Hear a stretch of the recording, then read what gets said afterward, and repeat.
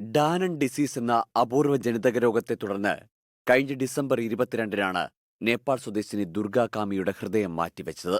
തുടർന്ന് 31 ദിവസമായി ജനറൽ ആശുപത്രിയിൽ ചികിത്സയിലായിരുന്നു ദുർഗ. ഇന്നലെ വൈകിട്ട് 4 മണിയോടെ ശ്വാസകോശത്തിന്റെ പ്രവർത്തനം നിലയ്ക്കുകയും ഹൃദയസ്തംഭനമുണ്ടാവുകയുമായിരുന്നു. അടിയന്തര ചികിത്സ നൽകിയെങ്കിലും തുടർച്ചയായി ഹൃദയസ്തംഭനമുണ്ടായി. പിന്നാലെ രാത്രി 10:05-ഓടെ മരണം സംഭവിച്ചു. 31 ദിവസം ഞാൻ ഒരു ജീവിതത്തോട് പൊരുതുകയായിരുന്നു. വൈകുന്നേരം 4 മണിയോടുകൂടി പെട്ടെന്ന് അവർക്ക് റെസ്പിറേറ്ററി അറസ്റ്റ് ഉണ്ടാവുകയുണ്ടായത്. തുടർച്ചയായിട്ട് ഹൃദയാഘാതം ഉണ്ടാവുകയും ചെയ്തു. രാത്രി 10:05-ഓടുകൂടി അവർ മരണപ്പെടുകയാണ് ഉണ്ടായത്.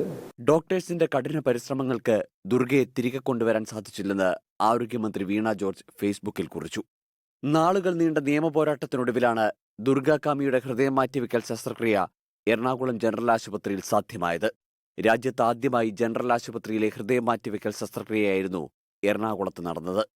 മസ്തിഷ്ക മരണം സംഭവിച്ച കൊല്ലം സ്വദേശി ഷിബുവിന്റെ ഹൃദയമാണ് ദുർഗയ്ക്ക് മാറ്റിവെച്ചത്. 24 കൊച്ചി.